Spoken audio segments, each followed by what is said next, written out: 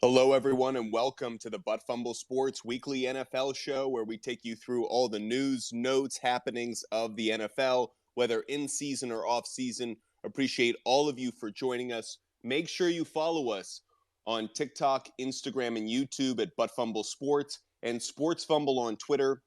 Of course, also go to our website, buttfumblesports.com, and sign up for our free newsletter that comes out every Friday morning with all of our game notes, game picks for everything going on every weekend. As we do every week, we're going to get into what's happening around the NFL. This week, it's Combine week. We're going to talk about what's going to happen at this Combine and the repercussions on the NFL draft that goes down in a few weeks. We'll also touch on the latest news around Aaron Rodgers, Derek Carr, and other quarterbacks that are on the market. We'll also talk about some of the free agents or potential free agents that are coming up with teams who have to make decisions. And we're going to play a game called Sign, Tag, or Let Go. And finally, we'll cap the show as we do with Mark My Words, where we make predictions about the future. Appreciate all of you joining us. As we always do, want to introduce our speakers. Adam, you can catch him at @SpotterAJ, SPOTTERAJ on Twitter. Adam, how you doing tonight? Yeah, all good. Real good. Yep, Combine week coming up, so it'll be interesting to see how that plays out. And like you mentioned, free agency and all this stuff's going to start ramping up here pretty soon with that middle of March deadline.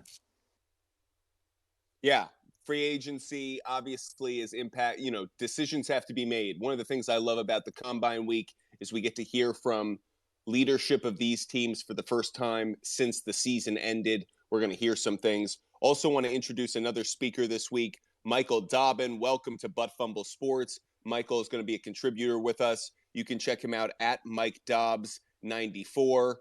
Michael, how you doing this evening? I'm pretty good. Just excited to join Butt Fumble Sports. Excited about all the potential free agents that are coming. A lot of cuts are being made throughout the day, the week. Excited to see who's available, and I'm excited to see where players land. Like I mentioned, we're going to get into everything that's going on around the NFL, but we're going to start with the Combine. The NFL Combine kicks off tomorrow, Wednesday is technically the first day of the NFL Combine. That said, you're going to get the positions later in the week. Thursday is going to be linemen, defensive linemen, and linebackers. The defensive backs go Friday. The weekend belongs to the offense. Saturday will be quarterbacks, wide receivers, and tight ends. Sunday will be running backs and offensive linemen. You'll want to make sure to check out all the coverage on NFL Network. They'll be taking through all what we used to call, when I worked in sports media at one of the networks, what we called the Underwear Olympics. You get to see these guys run, jump, throw passes in their skivvies. That said, I did want to bring up in our first topic what you two, Adam and Michael, think of the Combine. Do you enjoy watching it? The NFL obviously tries to maximize their content, their ownership of the calendar. This is a dead time of the year. They've really tried to hype up the Combine as something that to attract eyeballs. Adam, we'll start with you. Do you actually enjoy watching the Combine? No, I used to enjoy it a lot more, and as I've gotten older, I've kind of just check in periodically with it. I'm not really sure why. I'm not sure if it's because it's the same thing and nothing's really changed over the years. But I did enjoy it a little bit more years ago, and it seems like teams are kind of in that same mindset as we go forward too. I know with the Packers, they're sending minimal people down there this year and relying on tape and some of the pro days instead. So I don't know if some of the teams have taken less interest in, as well, and not sending the whole army of scouts and coaching staff down there as well. But the one thing that's always good with the combine is the 40-yard dash, right? Whether someone can break a record or come close to it or anything of that nature. So I always keep it on the 40-yard dash. It's always something fun to watch.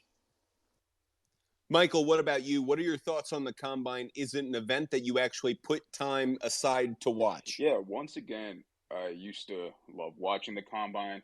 It was something that I would always take time out of my day to watch, but as years went on, wouldn't follow it as much. But I think that it is something that can be very beneficial to the NFL scouting. But it's kind of also redundant because you have the pro days that are a few weeks later. But once again, yeah, the 40-yard dash, that's the main attraction to what the combine is. It's always fun watching in my opinion, the big offensive linemen to see how fast they can run. But everything else is just kind of repetitive because they do it in a few weeks later. It's funny that both of you guys set aside time for the 40-yard dash, whether it's the speedsters or the big guys. Interesting that you guys both make that a prime event. I love scouting players. It's something I really do enjoy. I really watch college football almost to scout for talent for the NFL. And so getting to the combine, I really do see the value of going through some of the drills. I love watching the quarterbacks go through their reps. I love the drill.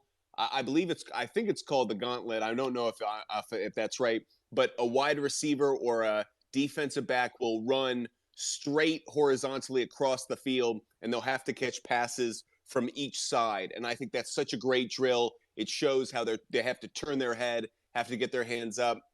There are just certain drills that I really enjoy watching. So I do have to say I'm a bit of a combine nerd. I've enjoyed it for years. And I don't value the pro day as much.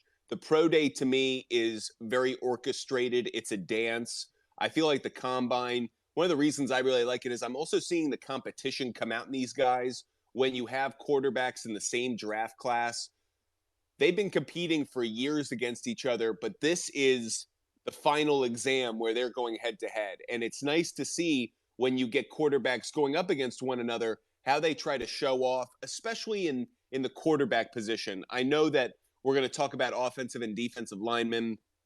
There's a lot of talent in this draft at those two areas. But for me, the quarterbacks is where you really get to see if they're the man. I feel like they kind of own the event. They own the combine, and we end up kind of talking about them. Adam, do you feel the same way, or do you like the pro day more than the combine? I think the pro day is completely, scripted. It's put everything into their favor. It's a very more relaxed atmosphere for the players. I think the combine brings a little bit more pressure, right? I think you get to throw to receivers you're not used to, whereas in your pro day you're throwing to all the guys that you're used to, and everything is set up for success, so to speak. Obviously, that's what school's going to do. The one thing I do like about the combine is that they give you is the measurables, right? You can't really hide from your height or your weight or anything like that. Not necessarily the weights and the reps and things like that, but I just think the height and the weight is always interesting because these quarterbacks always want to grow 2 or 3 inches, but when it comes down to it, you actually find out they're 5'11", 6 foot, something like that. So I think the combine is more beneficial than a pro day for sure. Well, then let's get right to that. Adam, Bryce Young, he's not going to throw, but he's going to get measured. Do you think his height is ultimately going to make an impact? Do you think it should keep him from being the first quarterback ultimately taken first overall? Yeah, that's going to be really interesting to see what happens with him because he has all the measurables. He's a playmaker, right? He's a good thrower, accurate thrower. But, man, 5'11" is what I'm seeing is that he's going to come in at it, and that is tough. Drew Brees obviously being short had a lot of success in the NFL, but, man, I don't know. It's going to be interesting to see how much weight teams put into the height factor with him because he does have all the intangibles to be a good NFL quarterback. Same thing with like Dalton with his hands, right? The small hands always plays into a part of it. So it'll be curious to see where he comes in at. But right now I'm thinking 5'11" is everything I've been reading about that. So that'll be curious to see what NFL teams and GMs think about that as well. Michael, are you a fan of the combine over the pro day? Which one do you prefer? And Bryce Young, he's setting himself up to put all the pressure on his pro day by not throwing at the combine. Do you think that's a smart decision for him? Sure. I'd say that personally, I do enjoy the combine more than the pro day because, as you guys alluded to earlier, that you do have players interacting with other players that they haven't had any time to practice. You are going to have to really change the way that your skill set is on the fly because you might not be used to a receiver that you're throwing to. Bryce Young, I will say that he could be listed as shorter than 5'11". He could go anywhere from 5'10" to even 5'11". So that is something that is kind of worrisome. Obviously, you have Kyler Murray, who was the number 1 quarterback off the board in 2019. In my opinion, Murray is a little bit more athletic than Bryce Young with using his feet, but look where that's led him. But Bryce Young, he does have all the intangibles, as you guys said. It's just tough. I personally don't have him as my number 1 quarterback. I do have C.J. Stroud as mine. I agree with you, Michael. And actually, I'm glad that you shifted to that point because thinking about who the combine is really important to me, Anthony Richardson is number 1.